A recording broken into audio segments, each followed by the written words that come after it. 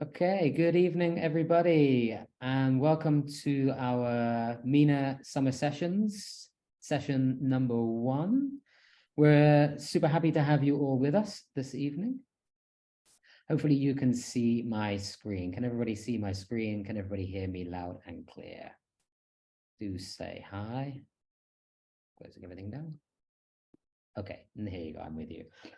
So today is day 1 of 8. Hello to everybody joining us. I can see you're all making comments in the chat box. We hope you're going to be a really engaged group this evening. I'm sure you are, because we're going to be talking about engaging our students. So everybody's going to have different ideas and perceptions around how they motivate their students, how they engage their students. And I'm sure you're all looking forward to receiving lots of tips and tricks to get those students enjoying the language and engaging with your lessons. So today, a very warm welcome to Basma, who's going to be our main presenter. She's there, I can see her in the background, giving us a wave. And she's going to be presenting on engaging minds, and she's going to be looking at strategies for motivating students and managing behavior. So for the first 45 minutes, we're going to be listening to Basma and all of her amazing ideas, which is going to be fantastic. And then after that, we're going to shift over and we're going to be joining my colleague, Mab, and she's going to be looking at taking some of those ideas and bringing them to life through the course books that we teach. And she's going to be looking at a brand new Macmillan Education course book called Get Involved, which is for teen learners. And it's a really engaging and motivating course. And we're going to be looking at that a little bit later on. I think the title gives it away there, right? Get involved. So get your students involved. So this evening's webinar is brought to you by the MENA PD Academy. If this is the first time that you've joined us, if you haven't been with us before, I run something here at Macmillan Education called the MENA PD Academy, and it's a professional development community and platform to help teachers with their continuous professional development throughout the academic year. Let's introduce this guy to come and tell us all about it. Here he is, give us a wave. So the MENA PD Academy is our answer to a question, I guess, which is how can we better serve and support teachers here in the MENA region? So based all across the region, from Morocco to Oman to Egypt, Jordan, right up to Iraq, and help you advance learning and advance your teaching skills. It's a free professional development platform. You can scan that QR code, you can join us on any of the social media platforms, and you can go and visit our website. And there's a whole bunch of stuff on the website, which I continuously upload all the time. So these summer sessions, it just wants to keep going. These summer sessions, the topics have all come from our MENA Insights report. So we did a big piece of research last year, and I compiled all of the information that we gathered, all of your experiences, all of your challenges, all of your ideas. I put them all together in this report. I've done the young learners one so far. I've got the teens and young adults still to just polish off so that I can release that as well. But the things that came out of this report was that teachers in MENA wanted to focus on getting students engaged, which is why we have this one today, productive skills. So over the next 2 weeks, we're going to be looking at speaking and writing and getting our students more confident, more comfortable, and more, what's another word? Let's think of another good word. More confident, let's go with confident, in productive skills, because we know that that's a big challenge for students here in MENA. And the last one was around differentiation and inclusion, making classes more inclusive, making sure all learners fulfill their potential, and that we can adapt our content to make it engaging again for our students. If you haven't seen this report, I did post it on the social medias, the link. But you can go to menapdacademy.com, and on the homepage, you can see it as a slideshow. You can download a free copy, go and have an explore. There's lots of signposting to additional professional development content in there as well, and lots of little tips and tricks that I put in there. So little fun things. So on to today. I've already told you what we're going to be doing today. We're going to be looking at motivation and engagement for students. The course book that we're going to be looking at, as I mentioned, is Get Involved, which is a 6-level course for teenagers. I'm not going to say too much about it because I know Marv is eager to tell you all about how wonderful Get Involved is. But I guess I'll ask you some questions. We'll pitch it to them as questions, shall we, Marv? So give me a yes in the chat box if you have mixed ability classes. Let's see if we get some yeses in the chat box. And give me a yes if you would like your students to speak English more in the classroom. We've got some yeses, good. What about your teen or middle school or secondary students? Do they like to use a range of media? Do they like to watch videos and animations? We got lots of yeses. Okay, good. So make sure you stick around at the end. And I think Mav's session will show you some of these really practical ways of getting students involved, differentiating your content, getting them to collaborate, and getting them to speak, which I think is really key for us. Okay, certificates. Everyone's going to want to know about certificates. There will be a certificate. I'll send it out in the next couple of weeks. Once all of the sessions are finished, I'll compile all the attendance and I will send out certificates to everybody. I'll also attach in that email a little virtual goodie bag, maybe with some things about Get Involved. We've got some posters and we've got some additional professional development things as well. So I'll attach them in the email that you'll get for attending today. Oops, if you are watching on Facebook, I will come on in a minute and give you a link to register so that you can also get a certificate if you want one. For the rest of the week, because I know we want to get going, tomorrow we're going to be looking at writing skills for young learners with our colleague Ola. Then on Wednesday, I'm going to be doing 10 tips for young learners. And then we're going to be looking at, again, productive skills for teens and young adults on Thursday with Mohammed, which is going to be fantastic. That's it from me. That's a big introduction. I had a lot of information I wanted to share at the beginning, but now I'm going to pass the baton over to Basma. And Basma, I'm going to stop sharing my screen so you can start sharing yours. Bring it up, stop sharing. All right, so I'm gonna start sharing. First thing I'll do is say good evening. How are you? I'm fine. How are you doing? I'm very good. I'm very good. How is everyone? I'm so excited to be here, and I'm super excited that I can see in the chat people, educators coming from all over the world. Like we got a lot of countries here, like Jordan, Sudan, and Egypt, and it's Morocco and Bahrain, and like this is really super awesome. I'm so happy to meet you guys, all of you. So are you ready to start our baby session, our baby webinar here? I think so, yeah. I'm going to put myself on mute, and then maybe you can turn your camera off as well if you want to sit in the background. We'll let Basma get going. Basma, have a wonderful session, and I'll see you for a few questions. If people have got questions, please do put them in the chat box, and I will monitor that, and we will ask Basma a few at the end. Basma, good luck. We'll see you in a little bit. Thank you so much. Thank you. Thank you, Nathan. Thank you, Mab. And I'm so excited to start. So let me just make sure that you can hear me well, you can see me well, and you can see the presentation. And if there is anything that is not clear, just let me know in the chat. Okay, so all is clear. All right, so welcome everyone. I'm so excited to be with you and with this wonderful invitation. So we got the title of this webinar as Engaging Minds, and we're going to talk about very simple strategies that we can use in our classes to motivate our students and to manage their behavior, because usually when we don't have motivate students, we have an issue with classroom management. So let me first tell you a little bit about myself. I have been teaching English for more than 13 years and training teachers for 6 or 7 years. And I have provided a lot of classes, online, offline, recorded and live with different institutions like the American University, Canadian University, and US Embassy, and a lot of wonderful institutions around the country. So let's start with the outline of our webinar.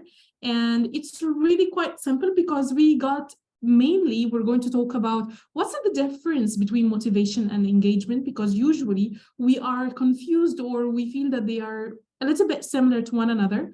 And we're going to talk about some strategies that can help us in fostering students' motivation. And we're going to talk also about strategies to increase students' engagement inside our classes, whether we're going to use technology or not.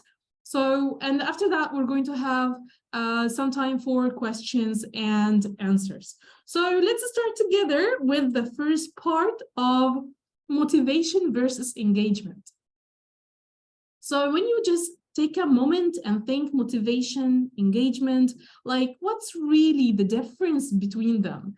So mainly, if we're going to talk about the difference in a very to keep a long story short, motivation are like the factors that make the students behave in a certain way. So, for example, motivation could be intrinsic or extrinsic. Like we can have internal motivation or external motivation. So you can, if you're going to think about internal, something coming from the inside. So the students, if they want to succeed or to speak in English because they really love it and they want to excel in it because this is something they are interested in. So this is internal motivation. But if they just want to get better in the class, so this way they can get a high score, so their parents would buy them something. So this is external motivation. So if we got students who are motivated inside the class, like this little girl here, she's a little bit motivated to learn, eventually by using the right techniques or the right strategies inside our class, the right activities for them, we might have really engaged students inside the class. So the engaged students or having engagement in our classes, it means that the students want to participate in our classes. This means students who do their assignments, we don't have to like run after them so that they can do it, or they can answer the questions inside our classes, and they can also study and retain the information in an easy way. So this is like basically the main difference between motivation and engagement. So let's go to what really like we're thinking about. Okay, so theoretically this is motivation and this is engagement. So what are some of the strategies that we can use? So let's first have some of the main techniques that we could use in motivation. So what we can do first is to set the right expectations and goals for the students. We have to know where our students are coming from, like academically, if they are beginners, intermediate, advanced in the content that we are delivering to them. So if we know their level, we can set the right goal so we can have like realistic expectations. So this way we can ask the students what they really need, why they are learning, and what we are going to teach them, and how we're going to reach the point that they need to reach eventually. So this is like mainly the first step, which is going to be setting clear expectations and goals. Then we can have positive reinforcement. And we're going to talk about this when we come a little bit further, when we talk about certain websites or techniques that we can use inside the class. We can have positive reinforcement, and this positive reinforcement could be something as simple as the grades or the scores that we can have in the class, or it can be something like a good word, you know, like a pat on the shoulder, telling them that they have done a good job. So this is motivating the students or giving them positive reinforcement. The third point here, which is constructive feedback. Have you ever heard about the word sandwich technique? Like, you can write me in the chat yes or no. Sandwich technique for giving feedback, not for eating or drinking, because okay, we got a couple of yeses and a couple of no's. All right, so all right, so for those who said no, let me clarify it or give it to you like in simple steps. Let's imagine that we have a sandwich, but we're not gonna eat it. So that sandwich has a part of it saying something positive to our students. And at the end of our feedback, we're also going to give something positive. So we have like on the top and at the bottom, something positive. You might think that we're going to give them something positive, just like for them emotionally, and that's it. Not just to care for their emotions, but also to strengthen what they already do in a good way. So this way they can do it over and over again repeatedly. So this is like we tell them something nice about their performance, something that they have done right in the beginning of our feedback, and something good that they have done at the end. But what happens really in the middle? So in the middle of our feedback, we tell them about the area of improvement, what they really need to work on. And we just don't leave it there because it's a constructive feedback. We start to tell them how they are going to fix it, or the action plan, how we're going to help them step by step to provide them with the resources and the plan that it can help them eventually to reach the destination they would like to reach. So this is one of the things that would actually increase the motivation inside our classes. Now, let's go to another one, which is a sense of community, creating a sense of community inside the class, which we're going to talk about later on in the engagement part, is how I can create teams inside of my classes, and instead of just making my students work alone. And you know what happens when we have a student who has a certain area of improvement, or they feel that they are underachieving in the material we are teaching them, so they feel a little bit alone, and then after a while they just don't feel motivated to attend our classes anymore. So when we start to create a sense of community in the class and making the students work together, they would have a supportive community where they can actually make a success together. So this is like a little bit broad. Let's go to another broad umbrella for engagement before we start to talk about some examples so that we can use if we are using a low-tech class or a high-tech class. Now let's go to the engagement strategies, which we already talked, like we had sort of a lead-in in the motivation part. Now we're going to active learning, where we can have activities to make our classes student-centered more than teacher-centered, especially when students are, you know, they are capable of researching or doing projects. And also for making cooperative learning techniques inside the class. If you have ever heard about it, like Kagan, structures where we can let the students work in teams and instead of just working alone, and this way they can make a bigger success. And again, it's competition, but instead of making this competition between individuals, they can be between teams, and this way it's gonna be a little bit, you know, easier on their heart. Like it's not like one person failed in the competition or didn't get the right score, but it's like we all didn't make it. So this way it's a little bit easier.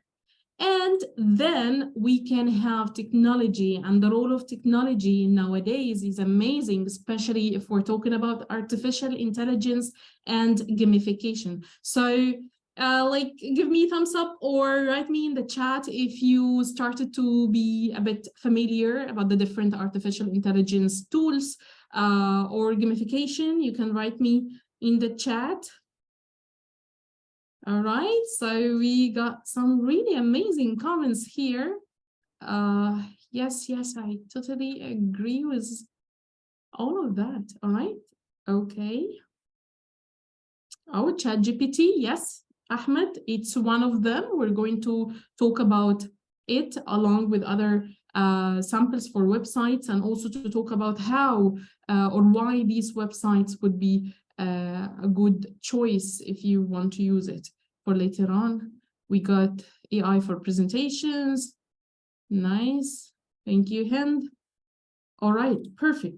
So let's talk together about gamification and websites that are using AI. So first, let's talk about gamification. Gamification simply is if you ever played video games when you were a child, or computer games, and you were very much hooked into the game, and everyone is calling you and you're not listening, you cannot hear them because you are just into the game so much. So that's because of the gamification or the principles that they were using that hooked you in the game. So gamification is basically taking the same principles, techniques, or tools that they were using in creating video games into other fields or other industries like business and marketing and education. So let me tell you about some examples that you could actually be using in your own schools. Or maybe you used it in your own class, but you didn't know that it's part of gamification, or you never heard about it before. So let's talk about it together now.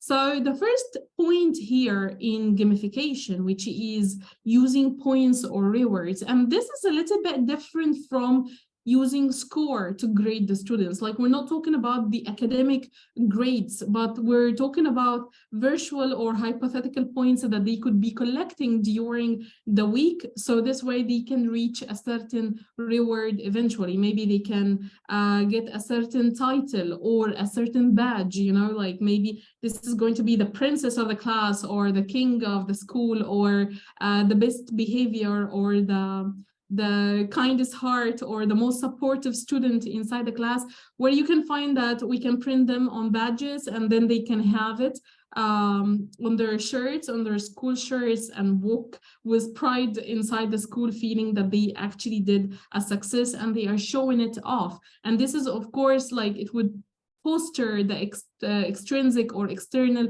motivation that the students would have. Another point, which is using leaderboards. This is when the students are actually getting a lot of points, and then they start to have a certain rank inside the class. And the leaderboards here could be for academic success, or also for a certain showing a good or positive behavior inside the class. So mainly to increase our students' motivation and the engagement inside the class, we are not only focusing on their academic achievement, because some students really cannot make it in academically, but if you just ignore them, they will never learn, and they will never give you a peace of mind inside the class. So here, if we're trying to give everyone the ability to show off their own strength, this could actually help. Like, even when you ask one of the students to help you distributing the notebooks or the books, this could be something that they would be rewarded for, that they are cooperative, so they can get points, and that will increase their chance to be on the leaderboard. Something here I would like to note: if we are having a very big class, leaderboards might not be really effective, because if one student is we have 40 students inside the class or more, and then you have the student at the bottom of the leaderboard, they might feel a little bit it's gonna be impossible to overcome or succeed over the 40 people ahead of me, or the 39 people ahead of me. But if we're talking that the student, they are 10 or 20 students, so leaderboards could be really nice, and every week we would have different people on the board, on the leaderboard, and we can have more than one leaderboard, maybe 2 or 3, according to what kind of achievements we are looking for. So this way it will be equity, or we are distributing the scores or the points over, as Nathan said, if we have mixed ability classes. Something else that we could do as part of the gamification, which is turning in any activity that we are doing in our material, in our content inside the class, into a quest or scavenger hunt or a treasure hunt, for example, where the students are actually running around the class, where they are collecting clues. So this way they can find the questions, and then they can answer the questions, or find the clues to take them to the next task. So this way, a quest could be actually really nice for them. Like it would help them feel that they are playing. So technically the material itself or the questions themselves are normal, like content-wise they are normal, but we are using the activities in a gamified way. So this way it would be fun for them. Something else that we can use while we are, for example, assessing our students is a progress bar. Have you had a LinkedIn account, and while you were refilling or filling your information on the account, you would find a progress bar, like every piece of information that you are adding, you find that the progress bar is completing. Have you ever had that on any website, not just LinkedIn, any website, any Google form, any quiz you're taking online, you would see like a progress bar telling you that you're about to finish? Okay, you can write me in the chat, yes or no. Okay, so, all right. Some people are saying yes, some people are saying no, and some people, they are saying yes on Google Form. That's really nice. This is also gamification. Yes, Ahmed, also on Kahoot, and we're going to talk about Kahoot as well. So all of these websites, they are using progress bar because psychologically, when our brain just checks that there is something that is not complete, we just want to complete it further. So instead of me just giving an exam in a normal way to assess my students, I can use a progress bar, like I can use the quiz on Google Form. So this way, instead of just writing 20 questions on Google Form in one page, if I know about gamification and how I can use it to motivate my students, so instead of writing the 20 questions in one page, I can just make it like 5 questions in each section. So this way, when the student is answering the 5 questions, they find that they finished 25% of the quiz, and this will motivate them to finish their quiz faster. And this is some sort of like competition, but in their own mind.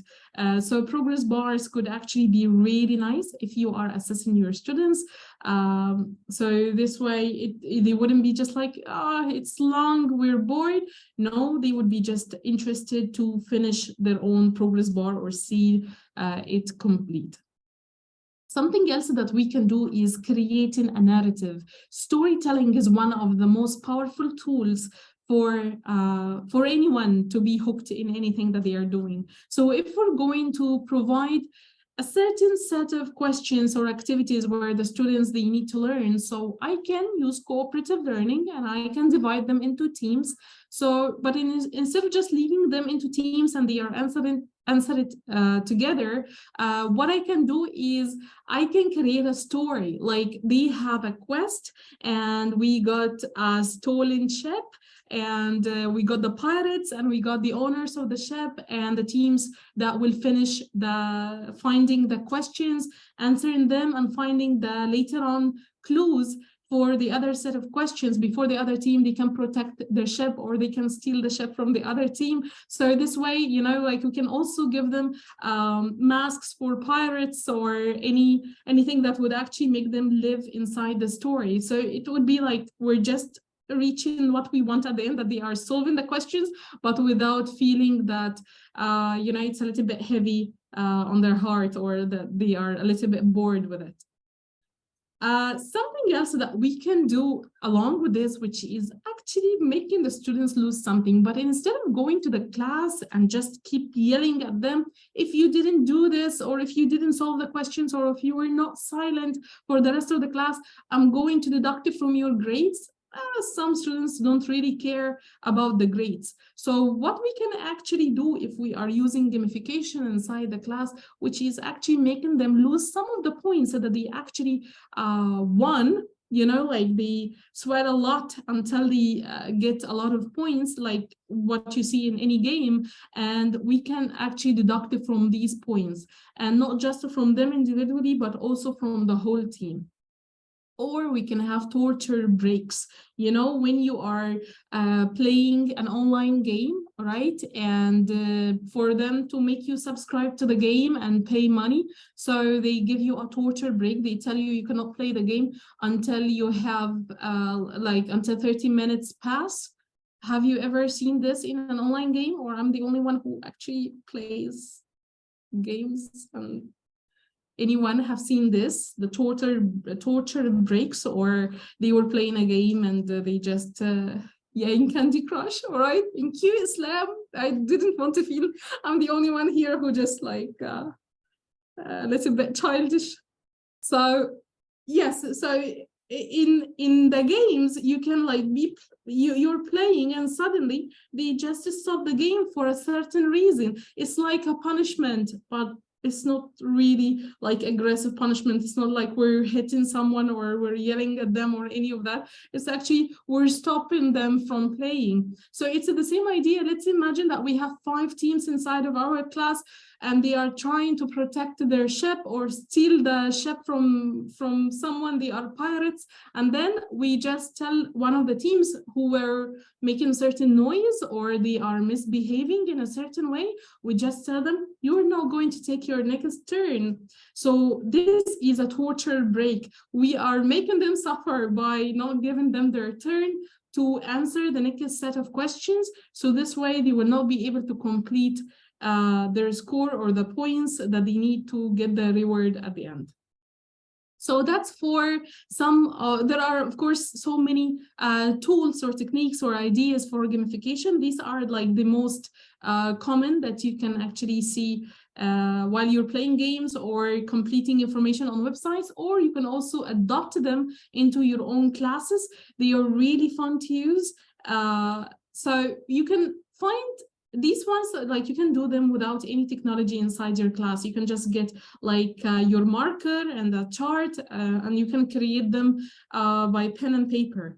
But these ones here, we're using technology, and these are some of the really nice websites that you can use that are based on technology. Some of them, or actually almost all of them, are using artificial intelligence. And we can talk about artificial intelligence in a broad way next time or someday, inshallah. So we have websites like Kahoot, Quizlet, Edpuzzle, Padlet. So are you familiar with any of them? If you like to write to me in the chat, which of these websites you have tried yourself, whether just for yourself or whether in your class with your students. 1, 2, 3, 4. So Kahoot, Quizlet, Edpuzzle, and Padlet. Okay, 4 of them. Grammarly, nice. Kahoot and Padlet. Never heard of number 5 or 7. Okay. Oh, but you've never heard of Furwy. It's actually a little bit like ChatGPT, but in a childish way. Quizlet. All right, perfect. So, okay, Word Mini, yeah, that's another one. All right. Okay, so let me just go through the websites where I'm just gonna show you the website, so this way you can, if you didn't use it before, you can take note with it, so you can try to experiment with it or play with it for a while. So let me share with you my screen, my other screen. All right, here we go. I got a lot of websites opened. So this is like the first one we were talking about, which is Kahoot, and I'm sure like most of you are familiar with it. It's really simple, and of course, if your school could afford or make a paid subscription, it would really help you a lot.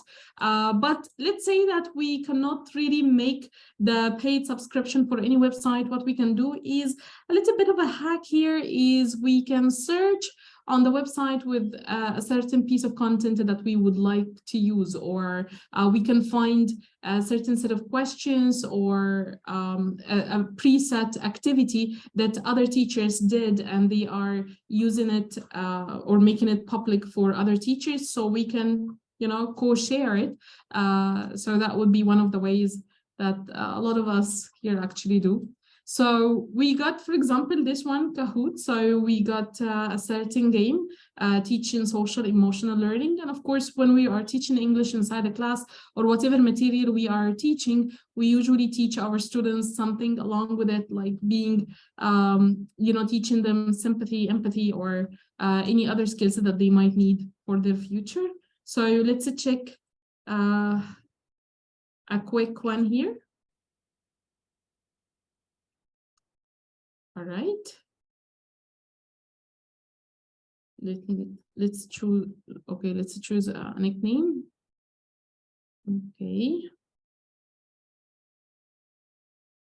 All these websites are based on artificial intelligence and gamification. So you can find, let me show you like the part related to points that we were talking about. So here they just have the question. Let's learn about emotions. You have seen that movie before, Inside Out? Please say that you watch cartoon just like me. All right. Okay, Nathan loves Inside Out. I really love it too. Sometimes I feel that the blue girl here or the blue character is living inside me a lot. So let's start with the first question. So this is the question. Usually the students are connected with the questions. Like you give them a link and they can use their phone, and so they can choose the question. So which emotions? This is the part that I was telling you about in gamification, is using points. So here the students are collecting points. Sometimes they win, sometimes they lose. So let's try to answer it wrong this time. So we got the question, and did you see the time bar? So I actually lost, and they are having these quotes to motivate the students a little bit. So it's really fun if you're the kind of person who actually likes to play. I mean, sometimes I go to my classes to play, like I would go to have fun regardless of how people will feel. So this is one of the websites, and these are some of the gamification techniques that I was telling you about, like points, winning them or losing them. Now let's go to another website. I'm sure like most of you have used real flashcards inside your class. This is a similar idea to it, where we can actually make flashcards, but in a virtual way, so the students can use them to study. So for example, if I'm teaching my students the present simple tense, for example, so I got here the sentence and the picture, and then I can just like give the hint or the answer on the other part of the flashcard. And so I can have so many flashcards with pictures and questions, so that the students can use them to study or use them before their exams to study. So you can use them according to what you really want. So we got a question in the chat, which is, are they suitable only for the lower grades? You can use the website as per the content that you are teaching. So you can make the quiz difficult or easy, or the questions difficult or easy, according to what you are actually teaching. You can use it, yes, for recapping, or you can use it to introduce the material. So when you use the website or the activity or the technique, depends on what you really want to do in your lesson. Do you want to use it as an introduction? You can use it as a pre-assessment, like a pre-test before you start teaching, and then you can use it as a post-test. You can just play with it as much as you like. And then we have this website, Edpuzzle.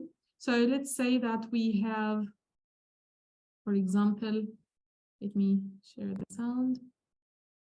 All right, okay.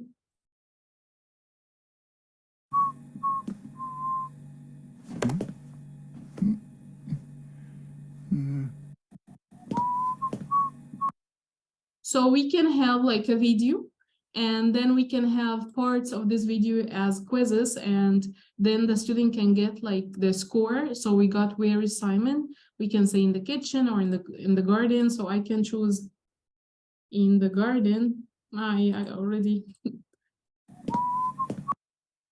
It's the I need to log in, but when I press in the kitchen, it will just give me the right score, and then I can continue to watch the rest of the video. And each part of the question or the video, I can have another question. Now let's check another website. And this one is really nice and really simple. Let me check the comments. All right, okay, so we're doing well so far.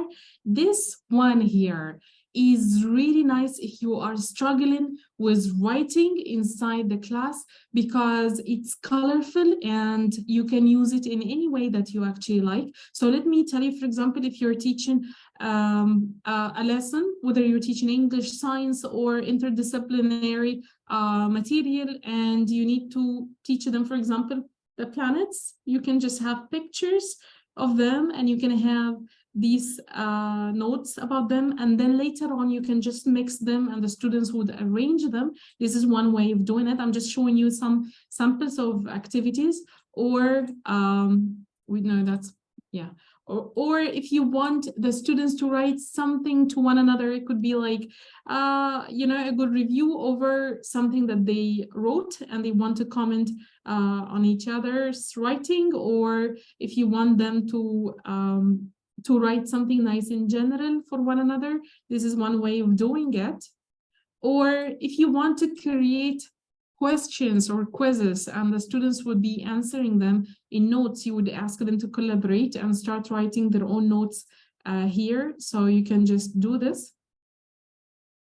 Or if you want them to write an essay, a paragraph, a letter, whatever you want them to write, they can create their own Padlets and then they can write while they attach pictures. It's like they are creating their own blogs where they can make it a little bit, colorful, and they add their own feelings into it.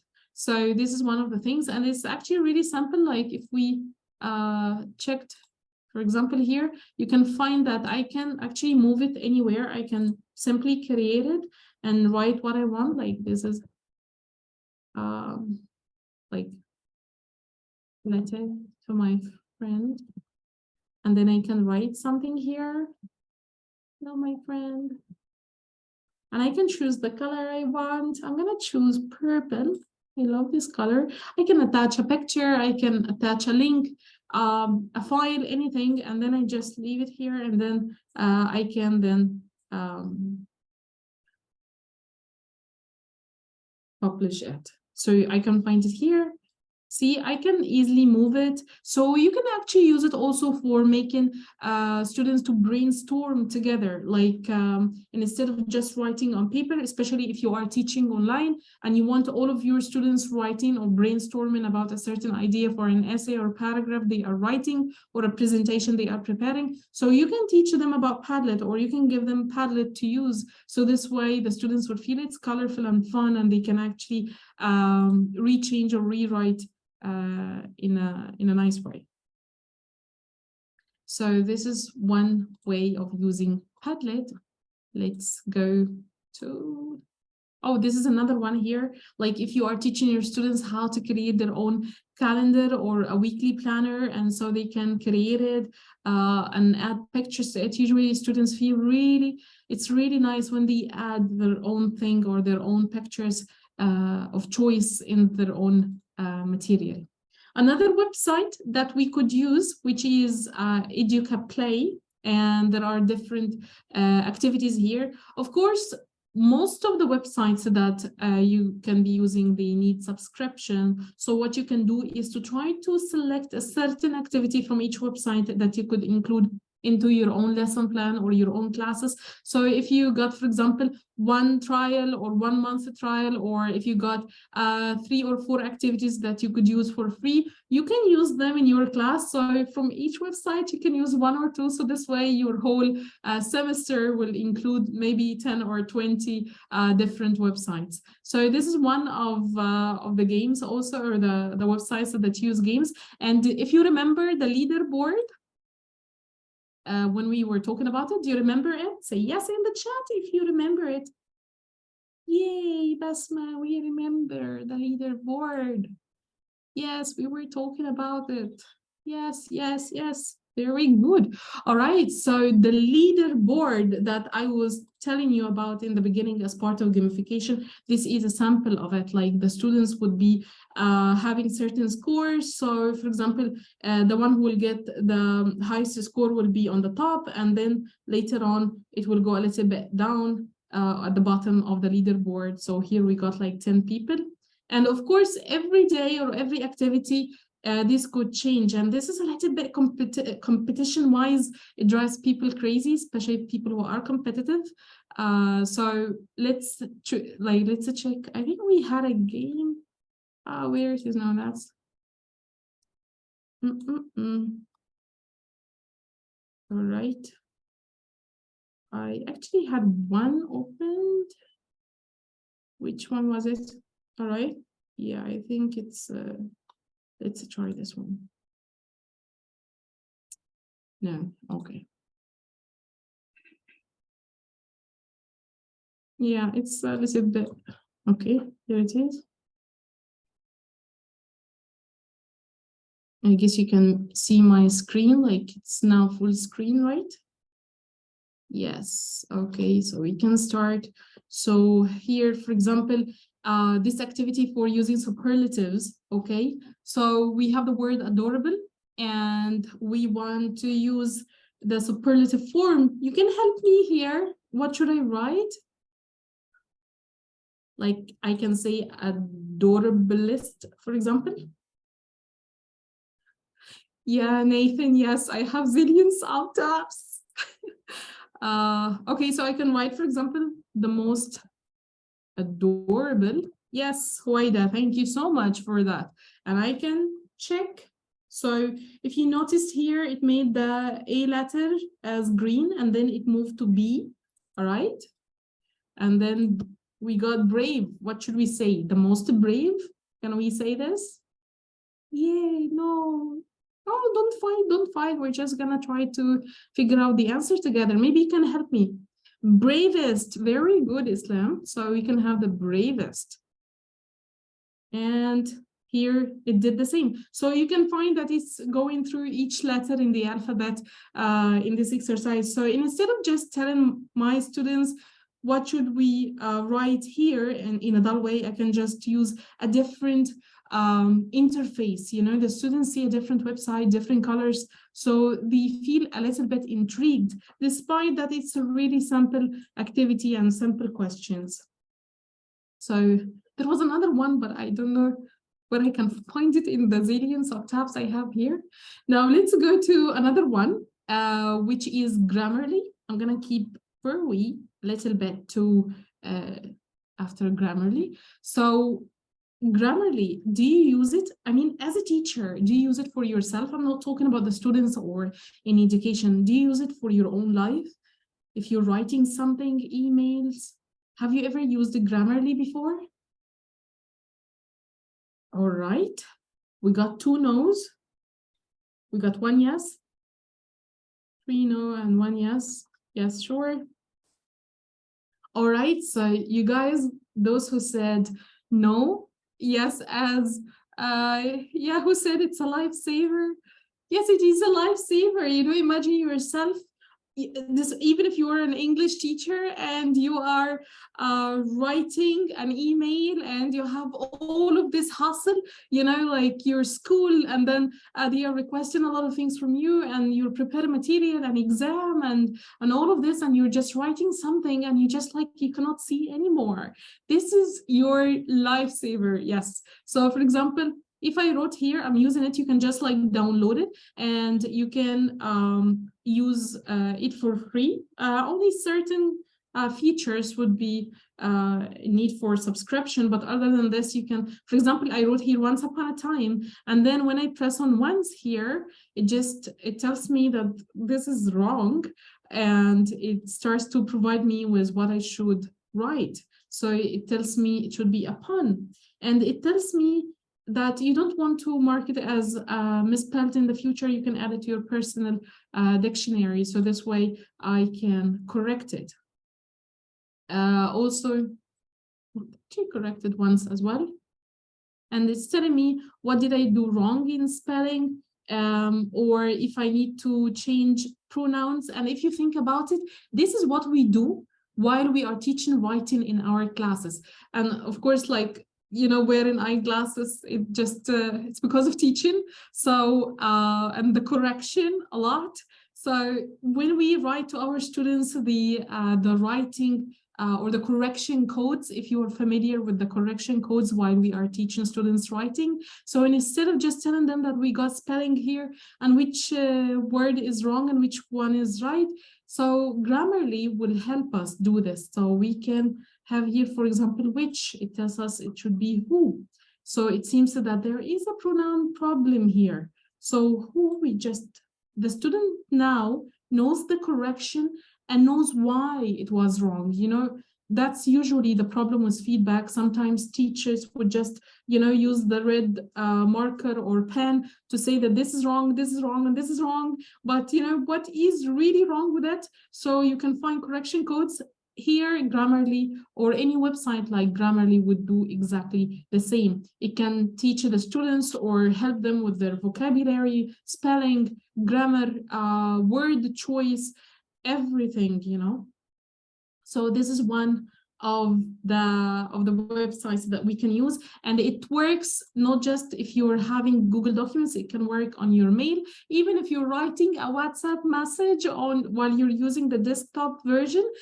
This will also help you. So now you don't have to worry as a teacher while you are sending a message to your supervisor that if they saw a wrong word, they might judge you a little bit. So this way you can have your own personal assistant and also teach your students to use it. So this way it can help them a lot. Rasha is saying it's a good tool for detecting students plagiarize work. Yeah, well, after ChatGPT, I doubt that plagiarism is gonna work in the same way again. So let's take another website. So which websites did we have missing? Let's check from our PPT. So we have done all of them, and now we got Furwy and ChatGPT. So let's check them together. Are you ready for Furwy? Yes, Basma, we're so ready and we're super excited. We're just going to the last two ones here. Yes. I love to hear the word yes. You can just like make also like thumbs up if you got emoji or something. I really love emojis. So yeah, okay. So Furwy is a little bit similar to ChatGPT, but you know, it looks a little bit childish if you are, you know, that kind of person. So here it is. Did you see it before? Furwy? Hi, Furwy. So when you log in, just make the sound. So I just muted it, so this way you can hear me. So I can chat to it, or I can record to it. So Furwy is an AI website. It depends on artificial intelligence like ChatGPT, but it looks a little bit, you know, user-friendly, or the user experience is nice. So for example, let's say that we're teaching students anything, like for example, I want to know information about Egypt. If you are asking your students to write an essay, for example, about Egypt.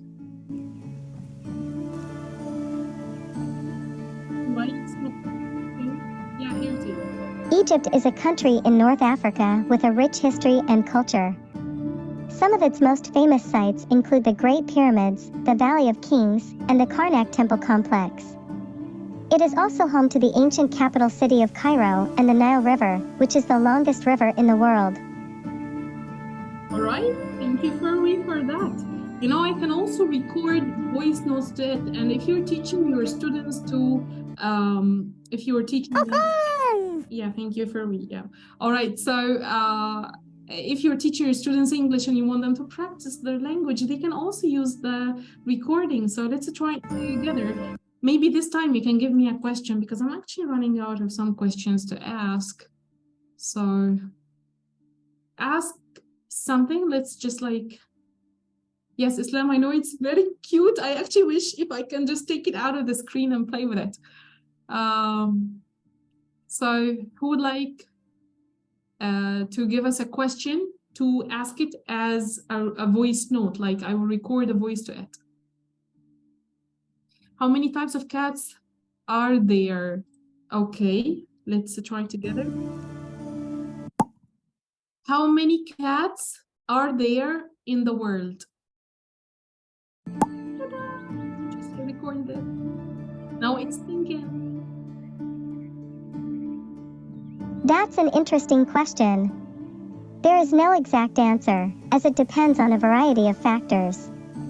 However, estimates suggest that there may be up to 600 million domestic cats in the world. Thank you, Furry.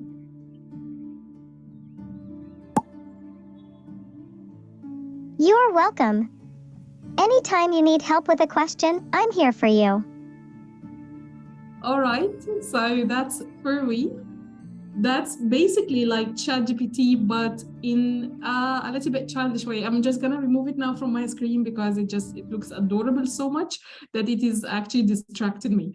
So you can let your students use it to ask them about anything, and actually like anything they might want to ask about, whatever material that you are teaching, you can just let your students use it. You can let your kids use it because it's like their own personal teacher at home or in the class, you know. Like, do you remember not long time ago, like just before AI, when we students ask us something and then we tell them Google it? Now it's going to be AI, you know, just ChatGPT it. So we're going to ask them to depend more on ChatGPT or any artificial intelligence tools instead of just like the normal internet. Now let's go to ChatGPT. Anyone used ChatGPT? Anyone?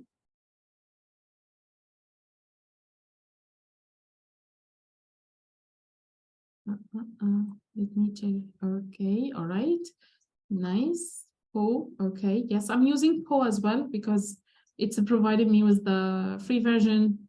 Yes, perfect. So basically, ChatGPT is artificial intelligence again, and you can ask it about anything that can help you as a teacher or can help your students to do something with their homework or their projects. So now it's not really about the homework itself, but how they process the homework and how they present it. So let's imagine that you ask your students to brainstorm certain ideas. So instead of just like suffering alone in brainstorming for ideas, they can actually ask for ideas for ChatGPT. You can go to this website, Poe, and you can find different ones here, different AI websites. You can use the green logo, ChatGPT. So this way you can use the free version.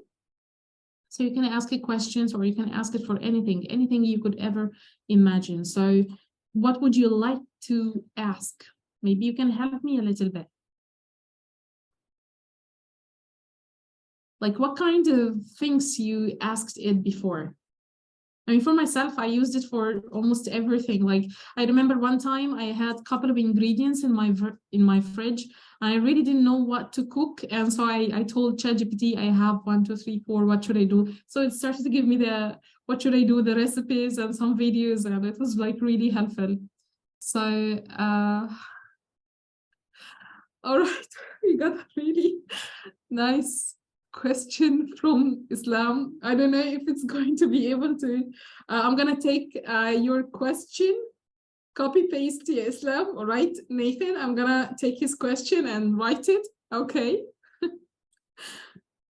So Islam asked, how can I join you as part of your education team in Macmillan Publishers? Despite that Nathan and Mab could help you with this question more, but let's check what ChatGPT is going to tell us out of curiosity. And also, if you can check here, can you see this grammarly? Like there is a mistake here, so we can check what is the mistake. And it's telling us use at instead of in. Thank you, Chat. Thank you, Grammarly. Accept. But by the way, ChatGPT is not gonna care if it's in or out. It will understand the question very well.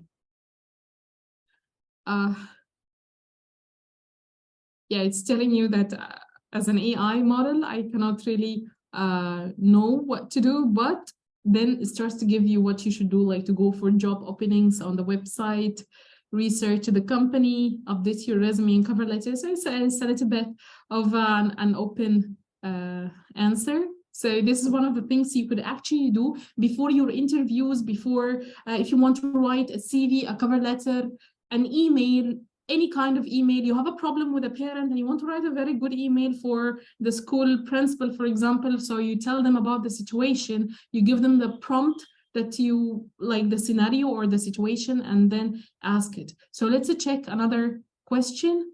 What should I do in my free time? Okay, Nada, let's have your question.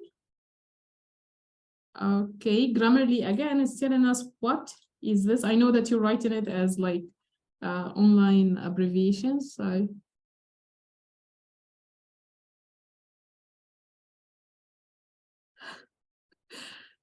yes, Nathan, they can ask you this one. All right, so these are some of the things you can do to read a book, exercise, volunteer, learn a new skill, spend time with friends, travel. You know, you can tell them, I have an interview with us as an English teacher for a school. What questions they might ask me?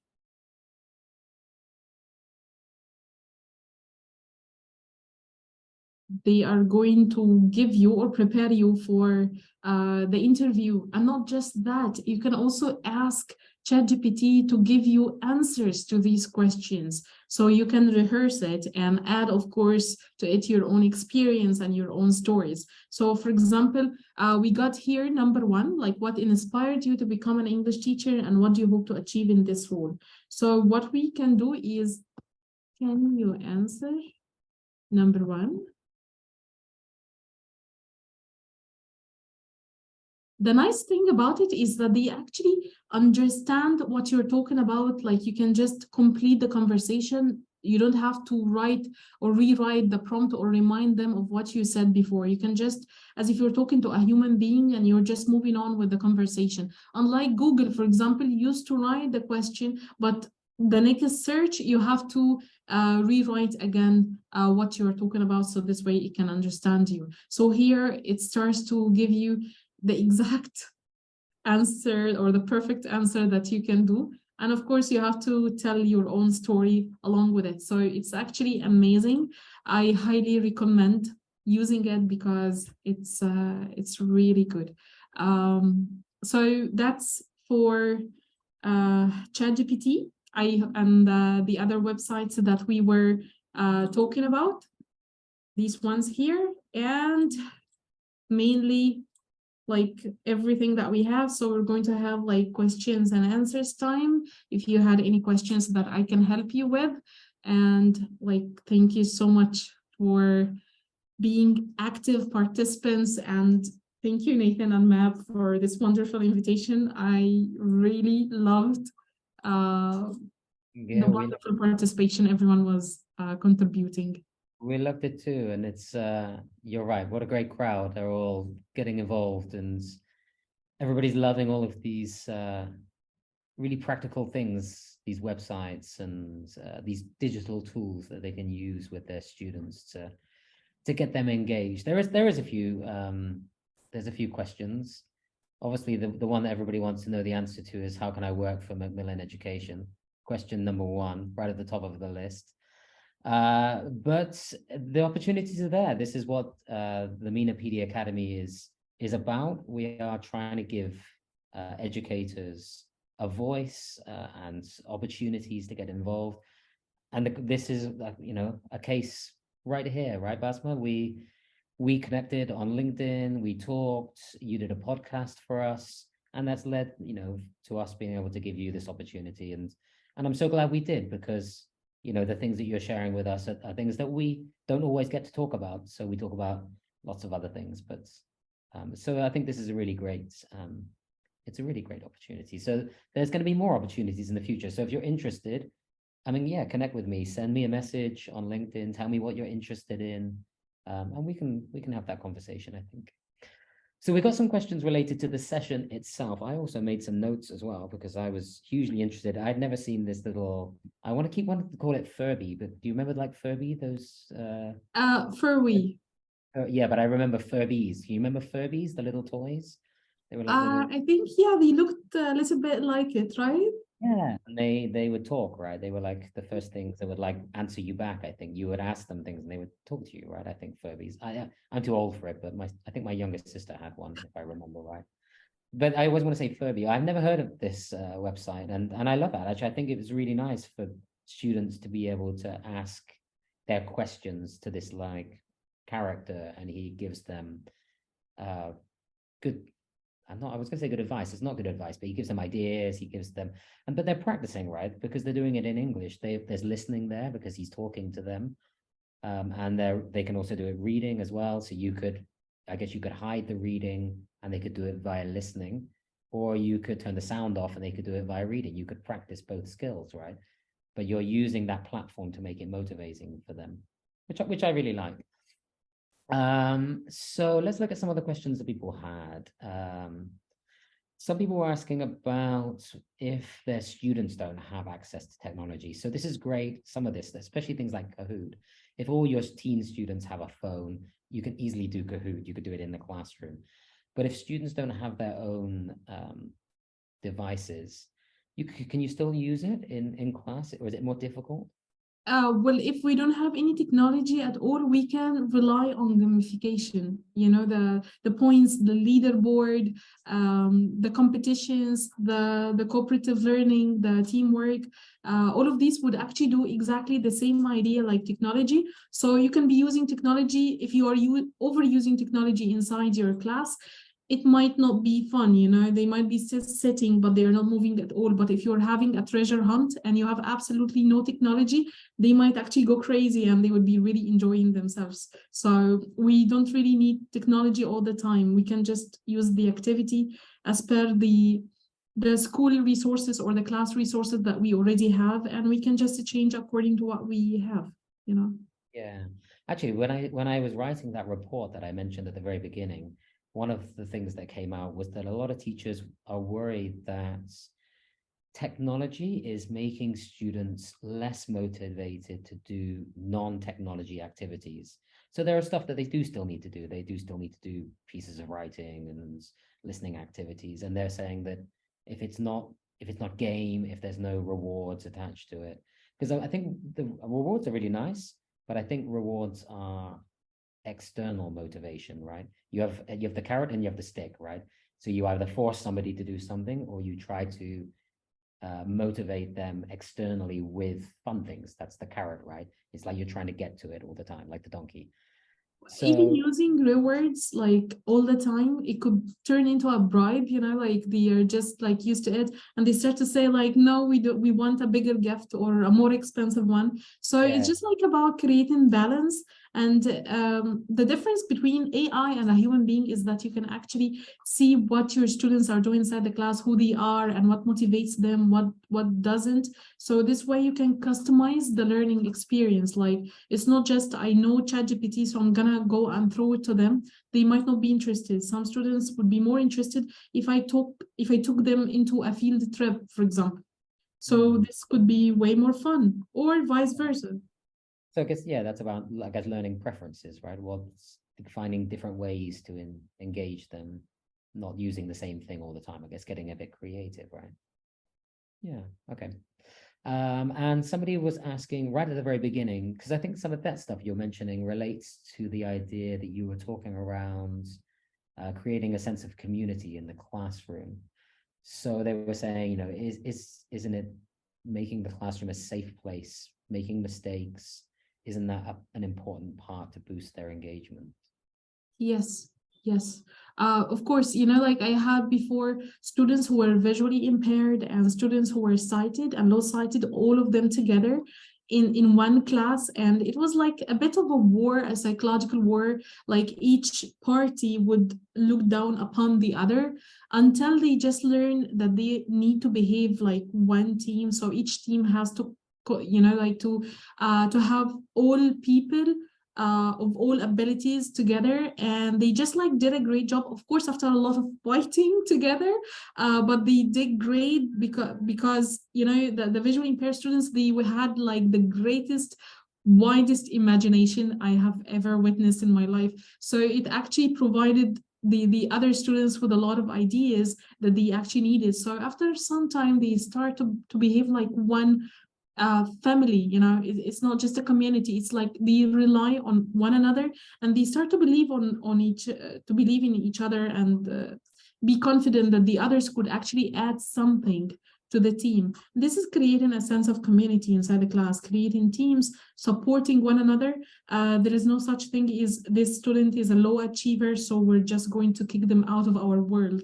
But no, this low achiever could be a kind person who would actually give them confidence to do a certain task, even support the cleverest student. Yeah, absolutely.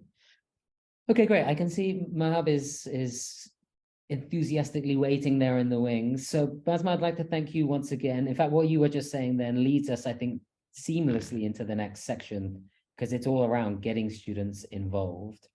Mahab, would you like to share your screen, and then I will pass the baton over to you. Basma, please stick around, and we'll say thanks again at the very end. Thank you. See you in a bit. Mahab, good evening.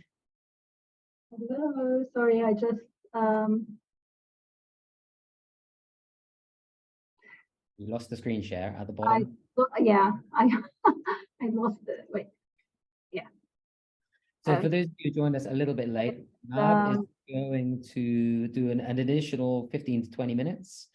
And she's going to be looking at some of those ideas that Basma was talking about, motivation and engagement. But lots of us use coursebook material with our students. And of course, that means we're following certain structures and systems. So Mav's going to look at bringing some of those ideas to life using coursebook materials. And she's going to use Get Involved, which is our coursebook for teens. It's a 6-level coursebook, as for some examples, Anya Mav. I will pass to you. There you go. Good luck. Thanks, Nathan. Thank you. Thank you very much, Basma. I sure enjoyed your session a lot, and I'm sure everybody else did. My name's Al-Shalchi. I'm education consultant for Macmillan Education in Jordan. I will be talking about the book that we have here. You can see in front of you on the screen. And before I start talking about it, I would like to ask you a question. I would like to ask, what factors do you think contribute to a more developed way of learning in a classroom? So you heard a lot from Basma, and so now let's hear from you what the factors you think could be. And by the way, the slide in front of you can give you a lot of ideas.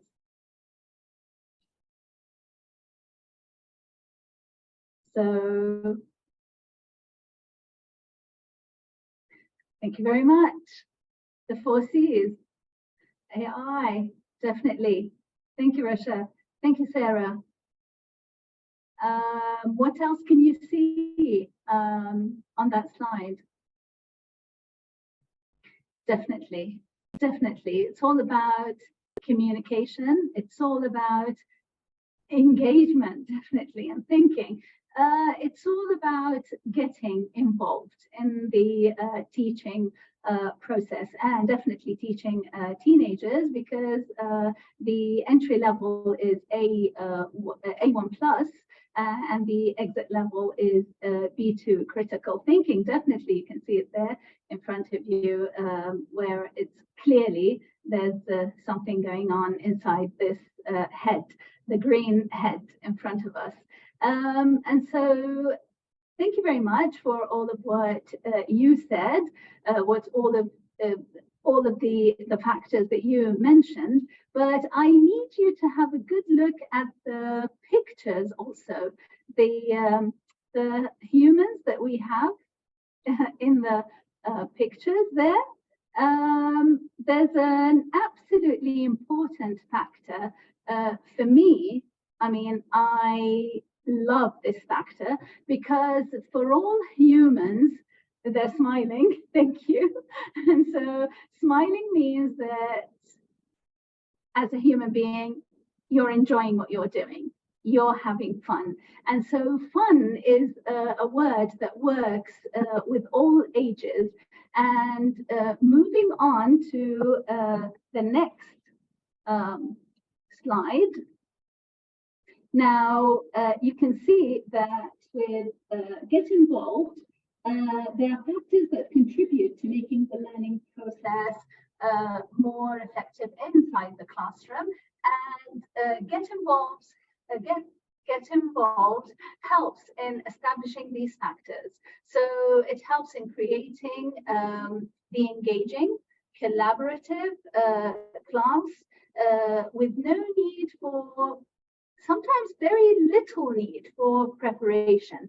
Now, why am I saying this? It's because with us, Macmillan, you get all the support you need. Teachers will have access to resources either in their teacher book or the teacher resource center that they access.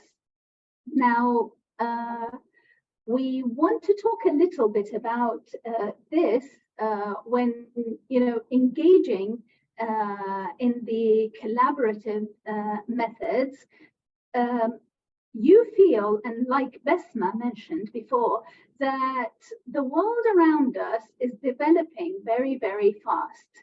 And so students need to feel that the books they're using can compete with our fast changing world. I mean, some of the things that Basma mentioned, to be honest, I haven't even, you know, heard of them, let alone, you know, tried them. So we are preparing students with Get Involved. We're preparing students for the world ahead of them through using methods and techniques to boost students' confidence in the learning process and their learning abilities. Now, imagine if students were actually using methods like those and using gamification, the kind of confidence that will be created. Now, if we move to the next slide, you can see here we have the students app, and we also have teachers app. But first, I'll start to talk about the students app, where both students and teachers app, you can see that they are a next level generation. Those apps offer enriched learning and teaching experiences. And just like the apps that we saw with Basma, you can see here that the students get rewards. They get extra points. And so the work is linked between the student and the teacher. The teacher examines, evaluates, and as well as basically assigns the homework, and you can actually find the fun element that we talked about, the gamification concept and the fun element being practiced as students work on their tasks. This here is linked to the teacher's app, where here the teacher has access to the student's book, the workbook, and the student's app as well. You can see in the slide in front of you that basically there's the interactive language practice and homework that can be pushed from the teacher's app onto students' app on their smartphones. So we see them on their smartphones all day long. Now let's make good use of the smartphones. And secondly, students can complete gamified activities in the practice or challenge mode. And so practice is for everyone. Challenge mode is for those higher achievers. And so here you can rest assured that it's actually catering for differentiation inside the classroom. Third is that they will be motivated to spend more time practicing English outside the classroom, which will maximize the opportunities for better learning outcomes. I've tried it, I've enjoyed it. I'm a teacher, I'm not a student, but I kept moving on from one question to the other. And it's really rewarding. It feels like, you know, I really want to do more. I want to continue. And so finally, teachers can monitor students' progress or simply check if homework has been completed using the progress tracker in the teacher's app. So you, as a teacher, get to track their work, students' work. Okay, so here I have something for you that I really like about, you know, this part of the book. I really enjoy it. So it's a small part you find in, you know, in the whole page. There's a small section that says brain teaser. And so, like it says on the slide in front of you, everybody enjoys a good riddle to tease the brain and allow a little more extra blood to flow to the mind. I know we enjoyed Basma's session because we were really, you know, encouraged to think further beyond or even imagine how things would be like inside the classroom while teaching them English. Now, I would like you, before we start with this, I would like you to tell me what the benefits of working together on a brain teaser would be. What could they be? Just think about it. So brain teaser, it's like a riddle they have to work on together. And so the benefit of doing this, and I'm giving you hints, what could it be?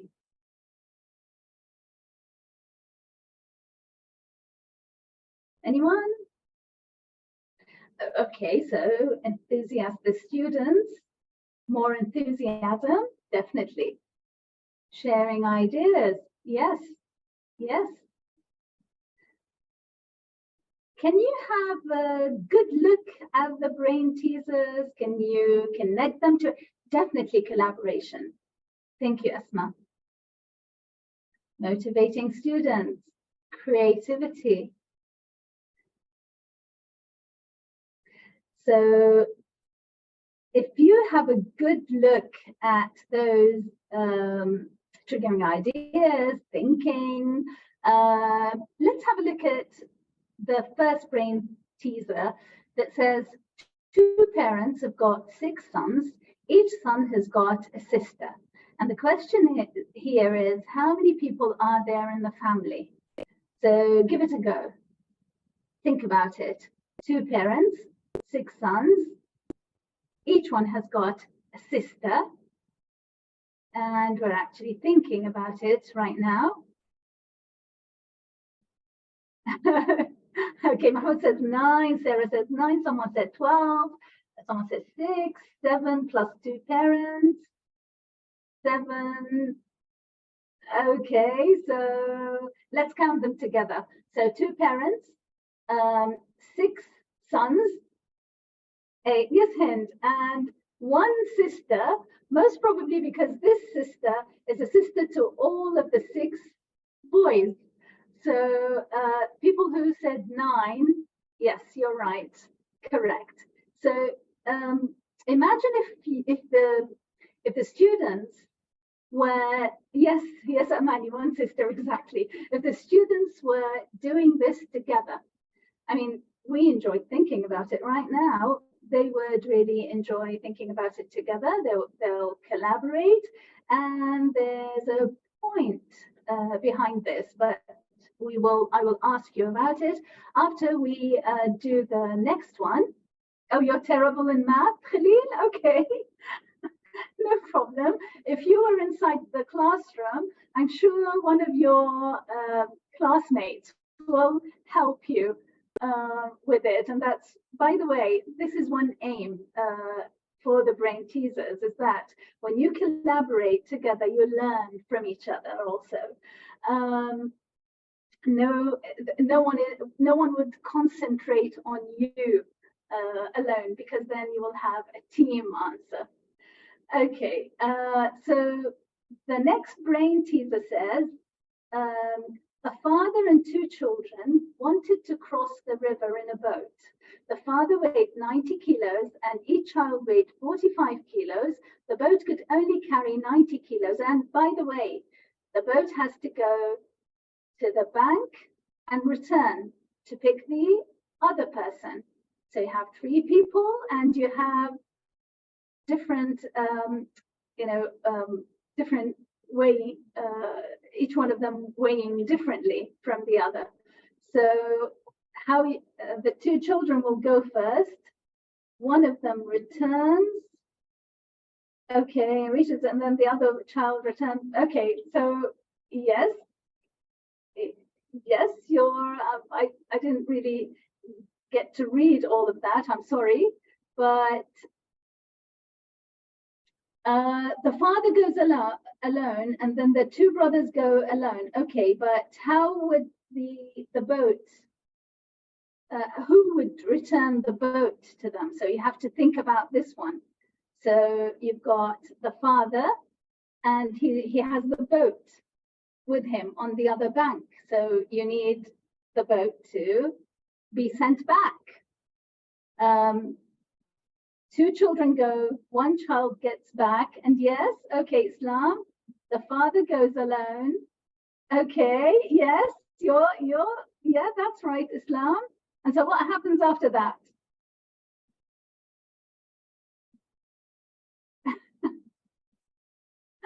Okay, so there you are, you're thinking. Actually, it's 2 children go to one bank, and then one goes back with the boat and stays there. Then the father goes, and then the first child jumps into the boat, goes back, and then both children return to where their father is. Does that make sense? Okay. For those of you who solved it, well done. So imagine all the fun that is going on while trying to solve those kind of riddles. Now,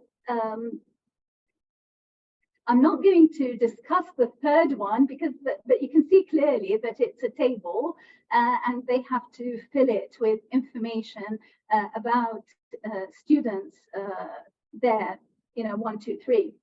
But the question that I have is, what do you think that those brain teasers are related to? And so they are designed to do what? To help you as a teacher with what? Because as teachers, we all know that we have to have an objective for everything we do inside the classroom, and this objective has to achieve an outcome, the needed outcome. So critical thinking, speaking, definitely, but what else can you see there?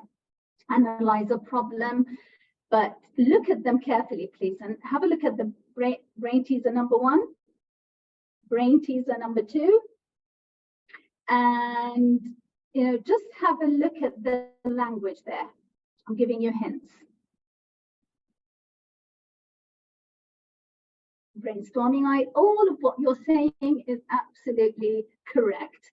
Thank you very much. Someone said grammar. Thank you. Thank you. So it's actually grammar. They are designed to introduce boring grammar in an engaging and team-friendly way. And so the team, all of the students are working while using grammar. Notice, number 1, 2 parents have got 6 sons. Each son has got. Do you get it? So this is the structure that we need them to use. Now, a father, the second one says, a father and 2 children wanted to cross the river. The father waved. The boat could. And so there's another grammatical structure for you, yes. And the final one, the third one actually, it's not the final one because there's so many of it in the book. The third one, definitely, very, very clearly, Tom starts, Sarah likes, Anna doesn't. Clearly, it is focusing on present. Thank you very much. Okay, so here, the brain teasers, they cater to all ability classes and allow students to apply linguistic skills to a problem while demonstrating non-linguistic skills such as logic. So we enjoyed it because we started thinking in English in a way that's different from the usual way that we handle thinking in English. Okay, so it's like it is related to our lives. We're enjoying it, and it's really becoming more familiar to us. Now, this is one part of the book that is really enjoyable, and there's another part where you have students work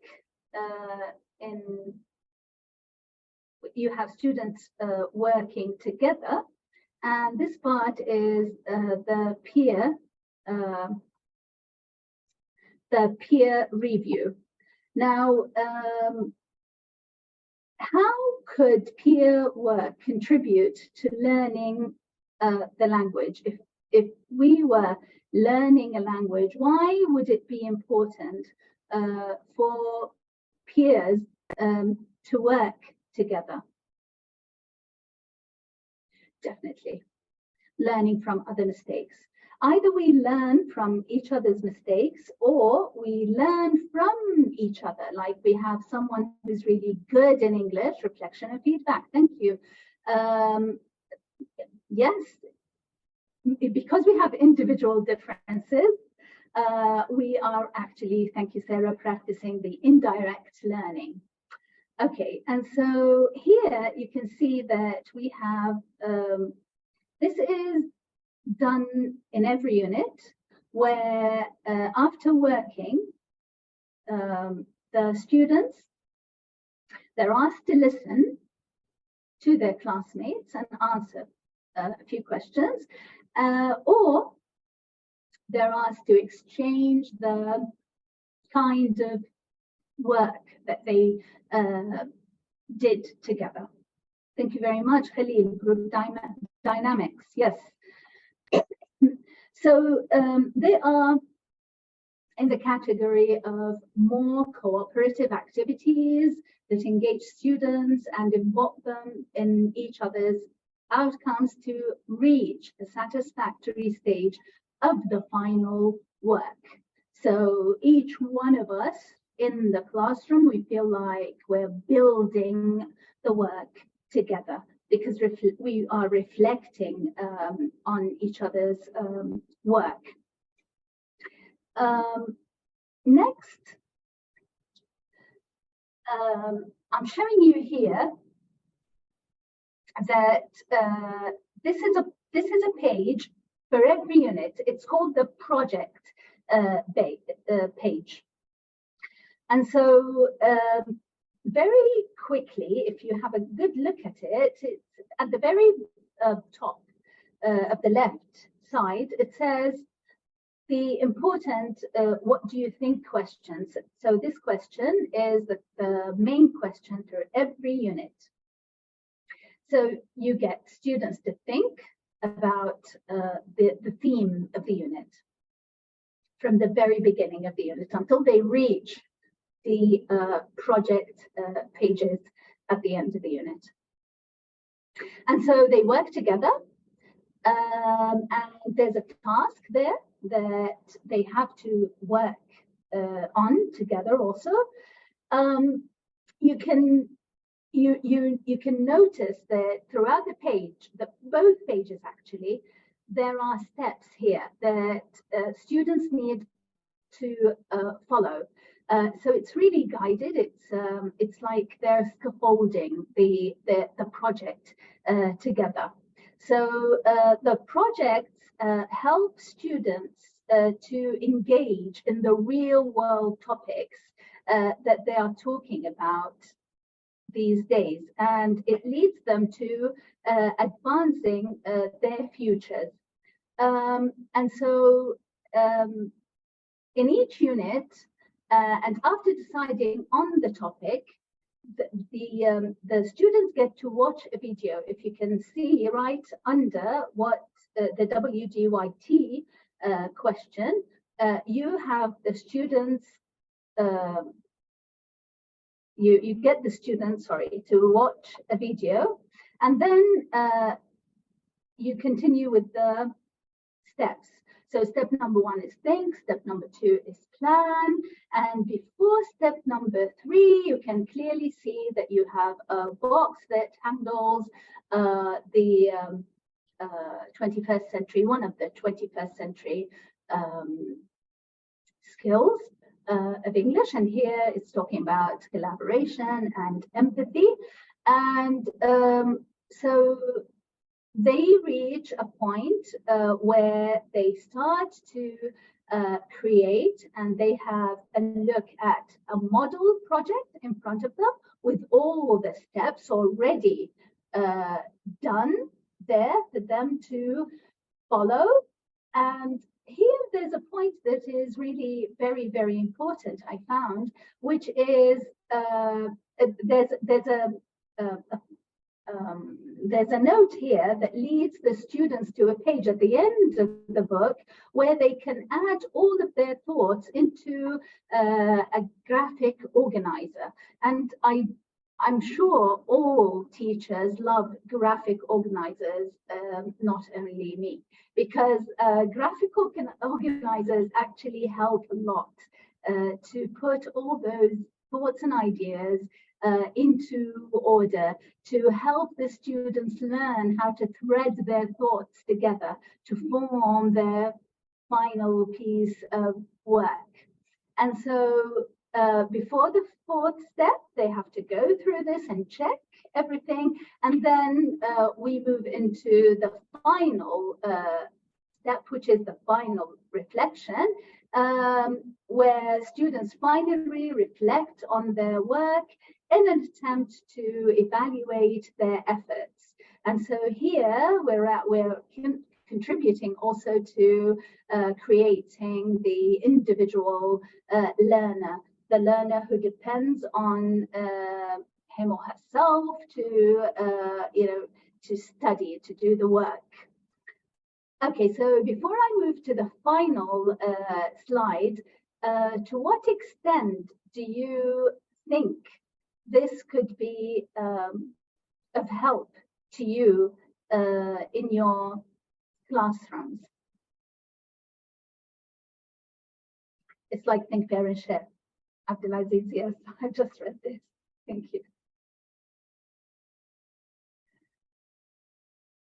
So do you imagine that all of those steps would be helpful to you in while giving your lesson for or the project. Okay, so this is the final slide. And here you can see I took actually bits and pieces from different units. Yes, thank you. As long life learning is our target, it is.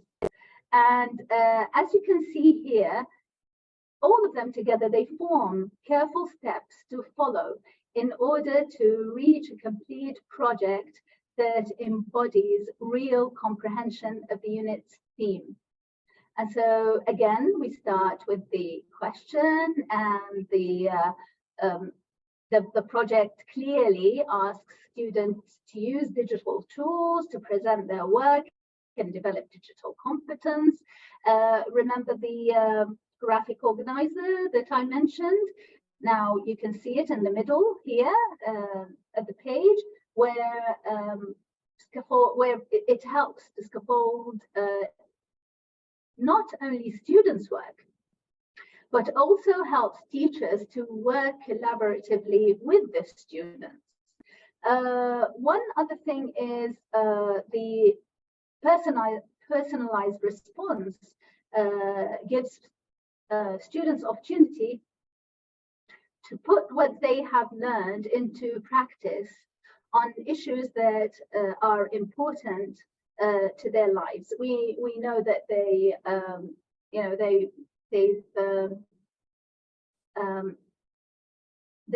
actually experience different things on daily basis. So it's really fun again if they find that the book that they're studying caters for a lot of their interests.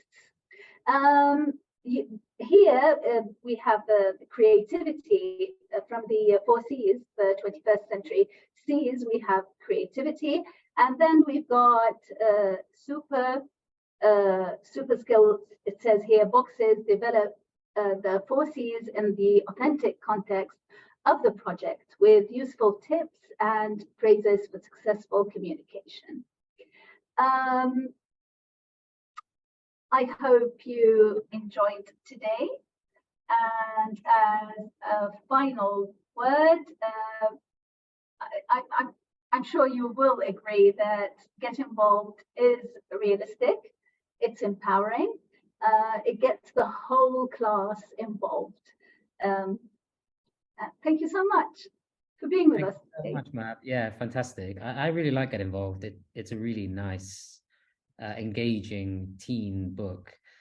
And we saw some really nice examples there of ways to get students engaged in ways that Basma was talking about, things like the student app, that they can engage with the language in their own time. So, they have things like practice modes. So, if they're struggling with a certain part of the unit, they can practice that without feeling like, oh, everybody in class can see that I'm falling behind, or that I don't want other people to know that I don't understand, because there's that dynamic in the classroom. So I think the app is really nice for that. I think about when I started teaching, probably the same for you. We didn't have any of these things. So it's nice that students have the option for these types of things. And the projects, I love the projects. I think they're nice for teachers. When teachers think of projects, I was talking to Khalil in the chat box, they find them scary. They take a lot of work. As soon as you mention the word project to a teacher, they think they're going to spend, they're going to be up until 2 o'clock in the morning with glitter and glue and, having to make a massive model for their students. But that's not the case anymore. It's about getting them involved, getting them to collaborate. And if we think about Basma's example when she was showing us ChatGTP and the other Furby one, I'm going to keep calling it Furby. That's it now. But when we think of that, and when she was asking people for questions, if something is very personal to us, ChatGPT cannot answer that question, right? It can provide information, can tell us all about Egypt, and it can tell us history and geography, but it can't tell us about ourselves. So a question that has come up a lot recently around AI is we should not let students use it because they will use it to plagiarize, they will use it to cheat.